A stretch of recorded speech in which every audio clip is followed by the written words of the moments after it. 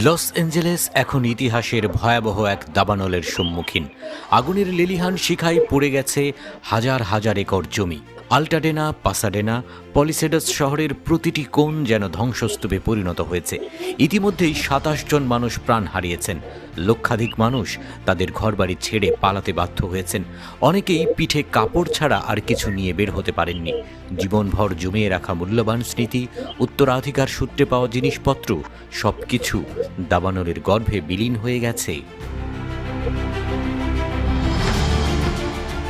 Reuters জানিয়েছে, যেসব এলাকা থেকে আগুন সরে গেছে বা পরিস্থিতি নিয়ন্ত্রণে এসেছে, ক্ষয়ক্ষতির পরিমাণ দেখতে এবং প্রিয় স্মৃতি বা প্রয়োজনীয় ওষুধ উদ্ধারে সেসব এলাকায় ফিরতে শুরু করেছে বাসিন্দারা। খুঁজছে নিজেদের প্রয়োজনীয় জিনিসপত্র, তবে পড়ে যাওয়া ঘরবাড়ির ধ্বংসাবশেষ ছাড়া মিলছে না কিছুই।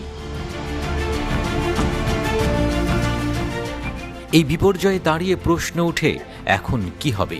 কিভাবে এই মানুষগুলো নতুন করে শুরু করবে? অন্যের বিপদে মানুষের পাশে দাঁড়ানোর অভ্যাস আজও পৃথিবীতে বেঁচে আছে।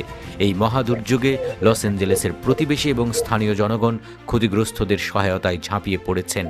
বড় বড় প্রতিষ্ঠান থেকে শুরু করে সাধারণ মানুষ কেউই সাহায্যের হাত বাড়াতে পিছিয়ে নেই।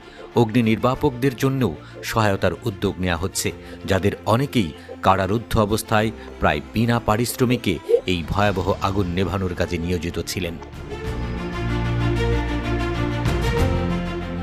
এই বিপর্যয়ের মধ্যে ফ্যাশন শিল্পের মানুষরা একটি ভিন্নধর্মী উদ্যোগ নিয়ে এসেছেন।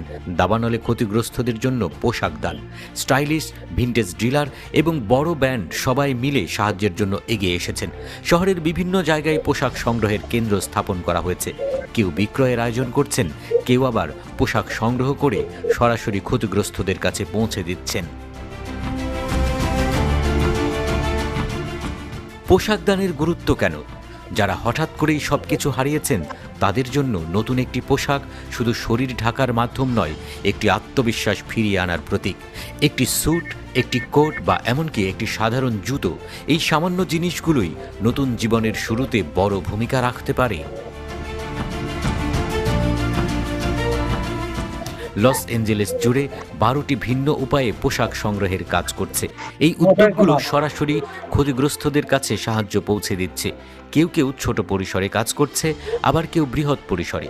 সামাজিক যোগাযোগ মাধ্যমে ছড়িয়ে পড়া তৃণমূল উদ্যোগ থেকে শুরু করে গুগল স্প্রেডশিটের মাধ্যমে সরাসরি সাহায্য পৌঁছানোর মতো উদ্যোগও চালু হয়েছে।